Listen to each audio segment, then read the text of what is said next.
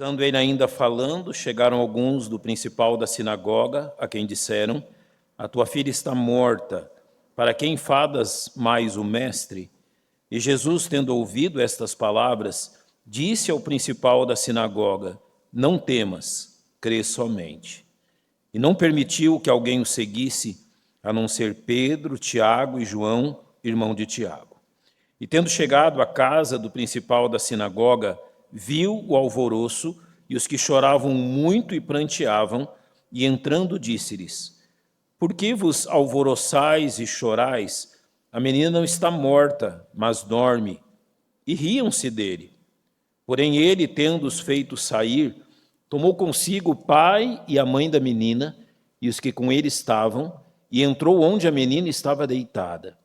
E tomando a mão da menina, disse-lhe: Talita cumi, que traduzido é: menina, a ti te digo, levanta-te. E logo a menina se levantou e andava, pois já tinha 12 anos, e assombraram-se com grande espanto. E mandou-lhes expressamente que ninguém o soubesse, e disse que lhe dessem de comer. Nosso bondoso Deus, esta passagem e esta narrativa são absolutamente incríveis. O Senhor Jesus é o Senhor que tem poder sobre a morte. Nada lhe é impossível. O seu poder é infinito. Nada pode impedi-lo, nada pode segurá-lo. Nós te louvamos, ó Deus, porque a nossa fé, ela é direcionada, baseada num Salvador tão perfeito e poderoso. Enquanto nós estudamos esse texto, nós cremos que o teu Espírito, também poderoso, irá nos conduzir dentro da tua verdade, a fim de que esta verdade nos fortaleça e anime.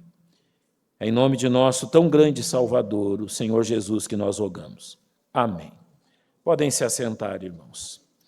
Eu vou primeiro introduzi-los ao contexto aqui do capítulo 5 e depois estabelecer o que nós queremos ao estudarmos esse texto. O capítulo 5, basicamente, ele vai ter três narrativas. A primeira das narrativas é daquele endemoniado ao qual Jesus libertou e cujos demônios se apossaram de porcos e cujos porcos então se precipitaram no mar da Galileia, a ponto de as pessoas daquela região da Gadara, chamada os Gadarenos, pedissem que Jesus deixasse a sua terra, deixasse os seus termos. Quando então isso ocorreu, Jesus atravessou o mar da Galileia, que não é um mar, é um lago, mas pela sua amplitude era chamado pelos locais de mar da Galileia, alguns o chamavam de mar de Quinerete, alguns de lago de Genezaré, ele tem diversos nomes nas escrituras, mas é o mesmo lago. E Jesus atravessa então provavelmente para Cafarnaum, que é onde ocorre o encontro com esse homem Jairo, principal da sinagoga. Entre a questão de Jairo ocorre o encontro com a mulher que há 12 anos sofria de um fluxo de sangue e a cura dessa mulher. E depois, como eu li a partir do verso 35, a conclusão do caso com Jairo. Então, esse texto eu vou focalizar na questão de Jairo, nas duas partes da sua narrativa, e aquilo que me interessa nesse texto é algo que eu considero muito importante. A narrativa de Jairo é uma ilustração perfeita de um encontro com Jesus. Nenhum outro texto na Bíblia tem tantos detalhes bíblicos, tantas questões aplicáveis sobre o que significa um encontro verdadeiro com Jesus do que a narrativa de Jairo.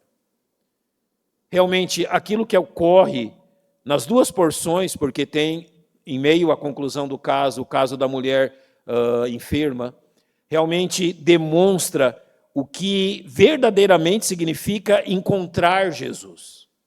E os detalhes da narrativa são preciosos por isto. E por isso eu lhe convido a prestar atenção nesse texto. Há lições preciosas aqui, e eu creio que nós seremos abençoados por ela. Eu vou defini-las, eu vou citá-las na ordem do próprio texto. Então, nós vamos, de acordo com a narrativa que Marcos faz, e nós acompanhamos essa narrativa e nós vamos aprendendo sobre ela. A primeira grande coisa que me chama a atenção quanto a esta narrativa de Jairo e as coisas que acontecem aqui está exatamente no encontro dele com Jesus, no momento em que ele se encontra com o Senhor, e isso é descrito nos versos 22 e 23, que dizem: e eis que chegou um dos principais da sinagoga, por nome Jairo, e vendo, prostrou-se aos seus pés, e rogava-lhe muito, dizendo: minha filha está à morte, rogo-te que venhas e lhe impõe as mãos para que sare e viva. A primeira questão que me chama a atenção é que Jairo não é a única pessoa nos evangelhos que se encontra com Jesus. Muitas outras pessoas se encontraram com o Senhor. E, basicamente, nós podemos dividi-las em dois grupos. Há, assim como Jairo, pessoas que foram extremamente abençoadas ao encontrarem Jesus. Você pode ter em mente muitos outros personagens. Mas há, igualmente, pessoas que se encontraram com Jesus e não receberam absolutamente nada. O que diferencia tais pessoas? Se nós queremos saber realmente o que é um verdadeiro encontro com Jesus, é preciso que nós olhemos para a vida dessas pessoas. E eu creio que a melhor ilustração disso está no próprio Evangelho de Marcos, nos capítulos 9 e 10. Eu vou citar duas narrativas, você se lembra delas. A primeira narrativa, no capítulo 9, um pai traz o seu filho endemoniado perante Jesus. E os versos 17 e 18 dizem assim: e um da multidão respondendo disse: mestre, trouxe-te o meu filho que tem o espírito mudo, e este, onde quer que o apanhe, despedaça-o, e ele espuma e range os dentes e vai definhando. E eu disse aos seus discípulos que o expulsassem, e não puderam. Então, no capítulo 9, nós temos um encontro com Jesus de um pai que está cuidando do seu filho endemoniado, e a descrição aqui é absolutamente terrível. As condições do menino são terríveis. Em outra parte, ele diz literalmente que o menino ele está à beira da morte, e essa expressão do verso 18 corrobora com isso. Ele está definhando, literalmente. Olha, não falta muito para ele morrer, e ele encontra-se com Jesus no capítulo 9. No capítulo 10, nós temos um outro personagem. Nós chamamos ele de o jovem rico. E o verso 17 do capítulo 10 descreve assim ele: e pondo-se a caminho, correu para ele um homem, o qual se ajoelhou diante dele e lhe perguntou: bom mestre, que farei para herdar a vida eterna? Notem, são dois casos completamente diferentes. Nós temos um menino que está à beira da morte, ele está possuído por demônios. O seu pai provavelmente já tentou tudo que ele sabia ou que ele encontrava para livrar o menino daquela condição, ele não conseguiu isso. Agora, praticamente, a última porta é esse encontro com Jesus. E você tem um jovem que nós chamamos de jovem rico, que, diferente do menino, que é um verdadeiro caos, ele chega com toda a pompa e circunstância diante do Senhor. Ele vem, possivelmente é uma pessoa muito bem apessoada, ele se ajoelha diante de Cristo, e a pergunta dele é: bom mestre, que farei para herdar a vida eterna? Mas é interessante que tanto no capítulo 9 quanto no capítulo 10, a conclusão dos dois casos é muito diferente do que nós pensamos. Sobre o jovem rico, diz assim os versos 21 e 22 do capítulo 10: e Jesus, olhando para ele, o amou e lhe disse: falta-te uma coisa. Vai, vende tudo quanto tem e dá aos pobres, e terás um tesouro no céu. E vem, toma a cruz e segue-me. Então a conclusão é: mas ele, pesaroso dessa palavra, retirou-se triste, porque possuía muitas propriedades. Ele não recebeu nada. Não houve nenhum benefício do encontro dele com Jesus. Ele saiu de mãos vazias. Sabe por quê? Porque as mãos já estavam cheias, mas não daquilo que interessava. Agora, quando nós olhamos para o desfecho do capítulo 9, os versos 22 a 24 dizem assim: e muitas vezes o tem lançado no fogo e na água para o destruir. Então, olhe agora para o clamor desse pai: mas se tu podes fazer alguma coisa, tem compaixão de nós e ajuda-nos. E Jesus disse-lhe: se tu podes crer, tudo é possível ao que crê. E logo o pai do menino, clamando com lágrimas, disse: eu creio, Senhor, ajuda a minha incredulidade. Você entendeu essas duas expressões? Parece que elas são contradizentes. Eu creio, Senhor, ele está dizendo o seguinte: eu creio que tu podes, eu creio que o Senhor tem poder, eu creio que o teu poder é suficiente. Mas quando ele diz, ajuda em minha incredulidade, ele está realmente reforçando isso ao dizer, eu não sei como, mas eu creio. Eu não sei como o Senhor faz, eu não sei o que o Senhor vai fazer, eu não sei como que o Senhor vai realizar isso, mas eu creio que o Senhor é capaz de realizar isso. Aquele homem chegou com as mãos vazias e saiu com tudo. Um verdadeiro encontro com o Senhor Jesus Cristo, ele realmente é significativo e verdadeiro quando você não tem nada para apresentar. Quando nós verdadeiramente nos encontramos com Cristo, a nossa miséria é tamanha que nós não temos boas obras, não temos méritos, não temos recursos, não temos absolutamente nada que possa ser apresentado a Ele. Sabe por que Jairo, ele foi recebido pelo Senhor e abençoado pelo Senhor? Porque quando Jairo chega diante do Senhor, ele tem uma questão tão grave, que é a vida da sua própria filha. Possivelmente Jairo já tinha tentado tudo que ele conhecia, os recursos todos que haviam, não havia sobrado mais nada. Jairo não tinha outra expectativa, Jairo não tinha uma outra saída a não ser levar a Cristo. E ele chega diante de Cristo exatamente assim, de mãos vazias. Senhor, eu não tenho nada, mas eu creio que o Senhor pode. Verdadeiramente, aqueles que se encontram com Cristo se encontram dessa forma. Você lembra da porta estreita? Por que a porta é estreita? Primeiro, porque só passa uma pessoa por vez. Segundo, porque quando nós passamos por ela, nós estamos absolutamente nus, inclusive do nosso orgulho. Nem o nosso orgulho passa por outro lado. E quando passamos pela porta estreita, encontramos o quê? A bendita cruz do nosso Salvador. Nós não temos nada para oferecer para Ele. Nós comparecemos e encontramos Cristo, literalmente com as mãos vazias. Mas olhe, o texto continua, e ele é maravilhoso no verso 24 do capítulo 5 de Marcos, porque ele vai dizer algo absolutamente incrível. Eu não sei se você já tinha prestado atenção nesse versículo, mas o que diz no início do versículo é maravilhoso. Simplesmente diz, e foi com ele. Ele quem? Jairo. Quem foi com Jairo? Jesus. Agora eu quero lhe mostrar uma coisa. O problema era de quem? De Jairo. A filha era de quem? A angústia era de quem? A dor era de quem? A preocupação era de quem? Jesus não tinha nada ali. Toda a dor, a preocupação, o problema, a angústia, a filha, tudo era de Jairo. Mas o que Jesus fez? Jesus fez como se tudo aquilo fosse dele. E Jesus vai com ele, como se tudo aquilo que Jairo tivesse apresentado fosse dele. Ele não precisava fazer isso.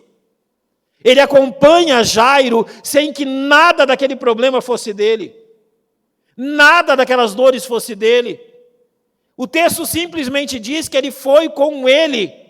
Ele acompanha Jairo e todos os seus problemas. Ele acompanha Jairo e toda a sua angústia. Ele acompanha Jairo e tudo aquilo que envolve isso, todo o seu desespero. Ele toma sobre si tudo aquilo que é de Jairo, todo o sofrimento de Jairo. Esse é Jesus Cristo. O encontro com o Senhor Jesus é o encontro quando o Senhor toma sobre ele tudo que é nosso. E nada do que é nosso é bom. Nada do que é nosso é agradável. Nada do que é nosso realmente é algo que venha a ser bom. E eu me maravilho quando eu leio Isaías 53. Isaías 53 narra isso de uma forma tão incrível. Quando falando do Messias diz assim, verdadeiramente ele tomou sobre si as enfermidades de quem? As nossas enfermidades, as nossas dores levou sobre si. Nós o reputávamos por aflito, ferido de Deus e oprimido. Sabe o que significa isso? As pessoas olhavam para ele como se aquilo fosse dele, não era dele, era nosso. Então o verso 5 diz: mas ele foi ferido por causa das nossas transgressões. Ele foi moído por causa das nossas iniquidades. O castigo que traz a paz para nós foi lançado sobre ele, e pelas suas pisaduras nós fomos sarados. Jesus tomou sobre ele tudo que era nosso, e tudo que era nosso era terrível. O texto simplesmente diz que Jesus foi com ele. Nada daquilo era dele. Nada daquilo tinha a ver com ele, mas ele fez com que tivesse. É maravilhoso quando o Senhor diz em João 10:4, e quando tira para fora suas ovelhas, vai adiante delas. Desde o dia em que você se encontrou com Cristo, quem vai adiante é Ele. Qual era o problema de Jairo? A filha dele estava à morte. Era a hora de aparecer essa mulher? Era a hora de acontecer isso? Quando ele encontra Jesus e Jesus vai com ele, parece que a esperança dele agora é enorme, porque em breve Jesus vai estar diante da filha dele. Mas acontece algo absolutamente fortuito. Uma mulher, ela se envolve no meio daquela multidão que está acompanhando Jesus, ela toca nas vestes de Jesus, ninguém percebe isso, mas Jesus percebe que dele sai poder, e Jesus então se vira, ele quer saber no meio daquela multidão quem o havia tocado. Os discípulos dizem: Senhor, todos nos apertam, como é que o Senhor quer saber quem é que ele tocou? E Jesus não continua até descobrir quem foi que o tocou daquela forma. A mulher se apresenta, conta a sua história, e Jesus diz: filha, vai, a tua fé te salvou. Nós não sabemos quanto tempo isso demorou. Mas eu tenho uma certeza, para Jairo foi uma eternidade. Quando ele encontra a solução, o que acontece? Ele tem que esperar. Você está lembrando de algo? Sabe, em outro texto, agora no Evangelho de João, o texto diz, a partir do verso 1, estava, porém, enfermo um certo Lázaro de Betânia, aldeia de Maria e de sua irmã Marta, e Maria era aquela que tinha ungido o Senhor com unguento e lhe tinha enxugado os pés com seus cabelos, cujo irmão Lázaro estava enfermo. Mandaram-lhe, pois, suas irmãs dizer: Senhor, eis que está enfermo aquele que tu amas. E Jesus, ouvindo isso, disse: esta enfermidade não é para a morte, mas para a glória de Deus, para que o Filho de Deus seja glorificado por ela. Ora, Jesus amava a Marta e a sua irmã e a Lázaro. Quando, pois, ouviu que estava enfermo, o que ele faz? Eu não vou agora, eu vou depois. Sabe, crer em Cristo, encontrar verdadeiramente Cristo é um grande teste à nossa fé. Deus faz isso. Deus nos faz esperar. Deus nos faz esperar, talvez, nos piores momentos. E quando a gente lê a narrativa de Lázaro, é interessante que o mesmo texto diz, no verso 21, disse, pois, Marta a Jesus, olha a resposta dela: Senhor, se tu estivesses aqui, meu irmão não teria morrido. Corta o coração. Mas no verso 32 acontece o mesmo. Tendo, pois, Maria chegado aonde Jesus estava e vendo, lançou os seus pés, dizendo-lhe: Senhor, se tu estivesses aqui, meu irmão não teria morrido. Você entendeu o que ela quis perguntar realmente? Por que o Senhor demorou? Custava ter vindo. Sabe, nada que Deus faz é em vão. E no próprio verso 4 do capítulo 11 de João, Jesus já havia dito: esta enfermidade não é para a morte, mas para a glória de Deus, para que o Filho de Deus seja glorificado por ela. Entenda algo na prova da nossa fé: Deus não está preocupado com o nosso conforto, Ele está preocupado com a glória de Jesus Cristo. E quando o nosso conforto é colocado de lado para a glória de Jesus Cristo, isso é maravilhoso. Porque Deus responderá às nossas orações de uma forma ainda mais poderosa. Jesus podia ter curado Lázaro, mas ele foi mais glorificado ao ressuscitar Lázaro. Ele podia ter curado a filha de Jairo, mas ele foi mais glorificado ao ressuscitar filha de Jairo. Marta e Maria podiam ser fortalecidas se Jesus tivesse curado Lázaro, mas elas foram mais fortalecidas quando Jesus ressuscitou Lázaro. Jairo poderia ser fortalecido se Jesus tivesse curado a sua filha, mas Jairo foi mais fortalecido quando Jesus ressuscita a filha dele. É isso que Deus quer. A prova da nossa fé que nos torna fortes e glorifica o seu Filho. Por isso que 1 Pedro 1,7 diz, para que a prova da vossa fé, muito mais preciosa do que o ouro que perece e é provado pelo fogo, se ache em louvor e honra e glória na revelação de Jesus Cristo. Deus nos prova para que Cristo seja exaltado. Então, um encontro verdadeiro com Jesus também inclui provas. Agora, voltando a Marcos capítulo 5, especificamente no verso 35, agora a segunda porção da narrativa, nós encontramos coisas também preciosas, e ali estão personagens que fazem parte da vida cristã. A narrativa do encontro entre Jesus e Jairo, ela vai nos fornecer uma outra lição preciosa. Agora no verso 35, nós encontramos pessoas, a presença de pessoas que estão dispostas a desencorajar a fé dos discípulos de Jesus. O verso 35 diz assim: estando ele ainda falando, chegaram alguns do principal da sinagoga, ou seja, eles conheciam Lázaro, a quem disseram, a tua filha está morta, para que enfadas mais o mestre? Alguns detalhes.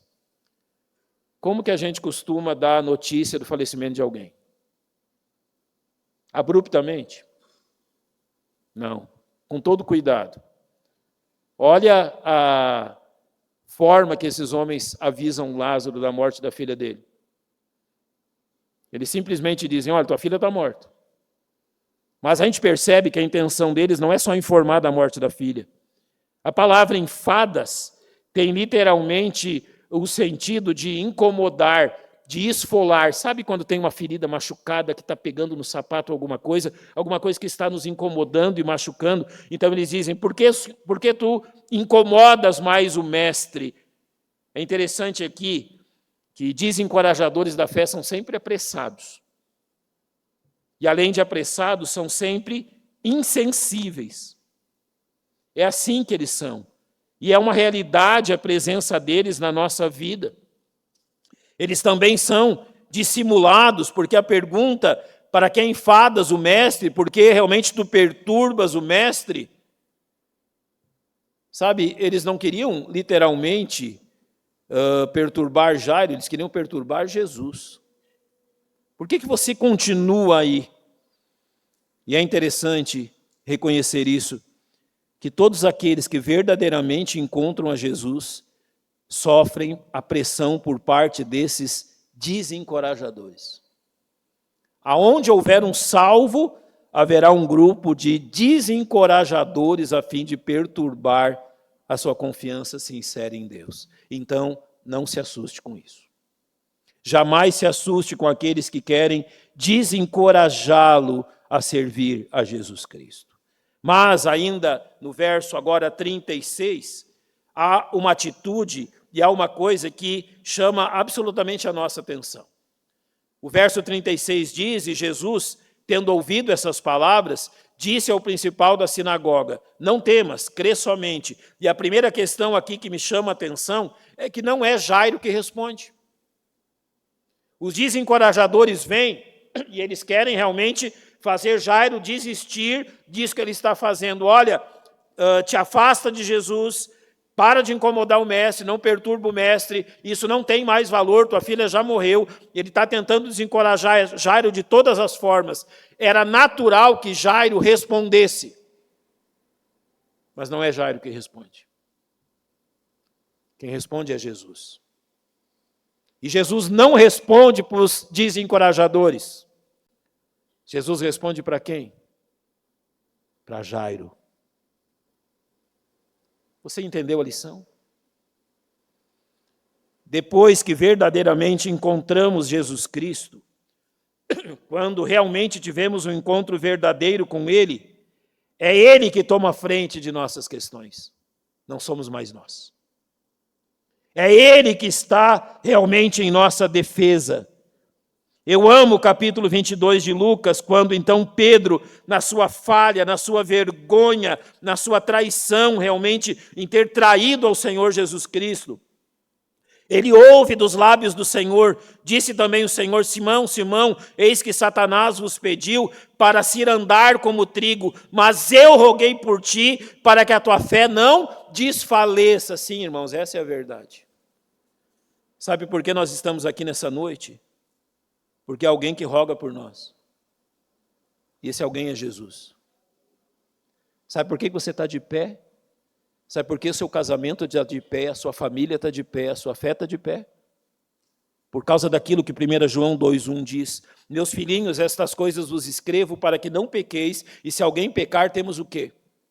Um advogado para com o Pai, Jesus Cristo justo. Satanás nas Escrituras é chamado de o acusador. Mas graças a Deus que Jesus Cristo é chamado de o advogado de defesa. Desde o dia em que você encontrou Jesus Cristo, as tuas questões são dele. Quem responde é ele. Quem preserva a sua fé é ele. Ele é o nosso Salvador. Continuando, a narrativa de Marcos demonstra que os fatos envolvendo Jairo e a sua filha atraíram a atenção de muitas pessoas, como é possível perceber no verso 24, e foi com ele e seguiu uma grande multidão. Porém, ao chegarem à casa de Jairo, quando certamente o interesse da multidão era ainda maior, porque no meio da história acontece a cura da mulher que havia 12 anos e estava enferma, certamente essa multidão era ainda maior, e Jesus então toma uma atitude no verso 37, e não permitiu que alguém o seguisse, a não ser Pedro, Tiago e João, irmão de Tiago. Chega um tempo agora, quando eles já estão próximos da casa de Jairo, que Jesus começa a separar a multidão. Ele não tem interesse que aquela multidão continue no encalço deles. A notícia daquilo que aconteceu com a mulher curada certamente atraiu mais gente, mas a notícia do que aconteceria quando Jesus ressuscita a filha de Jairo criaria uma popularidade tremenda. Sabe, Jesus não estava preocupado em publicar nas redes sociais aquilo que ele havia feito. Ele queria pouca gente. Ele queria poucos espectadores daquilo. Literalmente uma plateia muito reduzida. Ele realiza um milagre na presença de poucas pessoas. E isso nos ensina como ele age conosco. Em Mateus capítulo 7, novamente voltando à porta estreita, ele diz assim: entrai pela porta estreita, porque larga é a porta, espaçoso o caminho que conduz à perdição. Então, falando do caminho espaçoso, ele diz: e muitos são os que entram por ela. Notem que pela porta espaçosa, pelo caminho largo, realmente, ou melhor, pela porta larga e o caminho espaçoso, tem muita gente. Mas agora olha para o verso 14. E porque estreita é a porta e apertado o caminho que leva à vida, e poucos há que a encontrem. Se você verdadeiramente teve um encontro verdadeiro com Jesus Cristo, sua companhia é pouca. É muito pouca gente para andar do seu lado. Você vai encontrar poucos companheiros. Uma multidão no mundo, mas poucos que verdadeiramente encontraram Jesus Cristo. Não se assuste com isso. Jesus demonstra nessa narrativa que essa é a sua prática. Ele não anda em meio à multidão. Ele tem poucos que contemplam aquilo que ele está fazendo. Agora, dirigindo-me ao final, os versos 38 a 40 dizem assim: e tendo chegado à casa do principal da sinagoga, viu o alvoroço e os que choravam muito e pranteavam. Ele encontrou aqui um caos, e entrando disse-lhes: por que vos alvoroçais e chorais? A menina não está morta, mas dorme. Então olha o que diz o verso 40. E riam-se dele. Eu disse a vocês que essa narrativa é a mais perfeita do Novo Testamento quanto ao que significa encontrar-se verdadeiramente com Jesus Cristo e realmente segui-lo. E aqui o que está narrado não é incomum. Jesus encontra a casa de Jairo mergulhada no caos, mas suas palavras são recebidas com escárnio. As pessoas estão rindo dele. Eles estão rindo dele depois que ele expulsa a multidão dos demônios daquele homem, depois que ele cura a mulher já enferma há 12 anos, agora que ele está pronto a ressuscitar uma menina morta, e as pessoas fazem o quê? Riem dele. Em 1 Pedro 2, 19 a 21, Pedro nos diz assim: porque é coisa agradável que alguém, por causa da consciência para com Deus, sofra agravos, padecendo injustamente, porque que glória será essa, se pecando, sois esbofeteados e sofreis, mas se fazendo bem, sois afligidos e o sofreis, isso é agradável a Deus, porque para isso sois chamados, pois também Cristo padeceu por nós, deixando-nos um exemplo, para que sigais as suas pisadas. Você acha que o mundo acha bonito que você segue a Jesus Cristo? Você acha que o mundo elogia o fato que você segue a Jesus Cristo? Eles riram do mestre e vão rir de você também. Eles zombaram do mestre e vão zombar de você também. E é por isso que Mateus 5,11 diz: bem-aventurados, felizes, dignos de ser cumprimentados sois vós, quando vos injuriarem e perseguirem, e mentindo disserem todo o mal contra vós, por minha causa farão conosco o mesmo que fizeram com o nosso Salvador. Não desanime. Sabe qual é a dificuldade aqui? É que por vezes esta zombaria vem das pessoas que nós mais amamos. Não desanime. Não odeie por causa disso. O Senhor Jesus, naquela cruz, ele foi desafiado, foi zombado, tudo aquilo que puderam falar contra ele, falaram, realmente o desafiaram a descer da cruz, mas eles não pensavam que ele estava ali por amor por eles, porque os ama. E o mesmo deve ser conosco. Para completar, os versos 40 a 43 dizem: porém ele, tendo-os feito sair, tomou consigo o pai e a mãe da menina, os que com ele estavam, e entrou onde a menina estava deitada, e tomando a mão da menina disse: Talita cumi, que traduzido é: menina, a ti te digo, levanta-te. E logo a menina se levantou e andava, pois já tinha 12 anos, e assombraram-se com grande espanto, e mandou-lhes expressamente que ninguém o soubesse, e disse que lhe dessem de comer. Olha a preocupação do Senhor Jesus. Ele realiza um milagre absolutamente incrível, ele ressuscita uma pessoa morta e ele se preocupa com as necessidades dela. Aqui Jesus demonstra que ele não revela o seu poder a curiosos. Ele revela o seu poder àqueles que vêm de mãos vazias, aqueles que não têm outra alternativa. E o poder de Deus é manifestado a Jairo, quando então Jesus ressuscita a sua amada filha.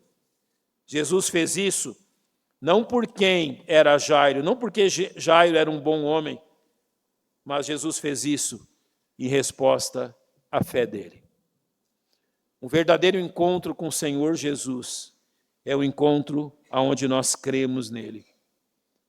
Eu quero terminar lendo João capítulo 14, versos 12 a 14, quando o Senhor diz: na verdade vos digo, que aquele que crê em mim, também fará as obras que eu faço, e as fará maiores do que essas, porque eu vou para o meu Pai. E tudo quanto pedirdes em meu nome eu farei, para que o Pai seja glorificado no Filho. Se pedirdes alguma coisa em meu nome, eu farei. Você crê nisso? Você verdadeiramente teve um encontro com Cristo, então você sabe quem Ele é. Você sabe do seu poder. Você sabe que para Ele não há impossíveis. Você sabe que, por vezes, em fé, Ele permite que esperemos muito, até que responda às nossas orações. Você sabe que desencorajadores estarão prontos a tentar te afastar da fé nele. Você sabe que pessoas irão zombar desta fé. Mas olhe, Jesus Cristo não deu importância alguma a isso. Ele conduziu a vida de Jairo ao maior milagre que Jairo pôde ver. Ele deu a vida, assim como deu a vida a cada um de nós. Meu amado irmão, se você verdadeiramente encontrou Cristo, continue firme nele. Sim, continue nele, firme nele em meio às provas, continue firme nele em meio às lutas, continue firme nele em meio àquilo que para nós é impossível, mas para Deus não há impossíveis. Continue nele, firme nele, naquilo que você crê, mas não sabe como Ele é capaz de fazer. Senhor, eu creio, ajuda a minha incredulidade. Como eu sou abençoado por essa frase. Senhor, eu creio que o Senhor é capaz de fazer, eu apenas não consigo entender como que o Senhor consegue fazer isso. Eu creio que o Senhor é capaz de fazer, eu apenas na minha mente não consigo chegar ao ponto de entender como que o Senhor realiza isso, mas isso não me importa. Eu creio que o Senhor pode, e é a Ele que eu levo aquilo que são as minhas preocupações. Você já teve um encontro verdadeiro com Cristo? Graças a Deus por isso. Feche os seus olhos, vamos orar.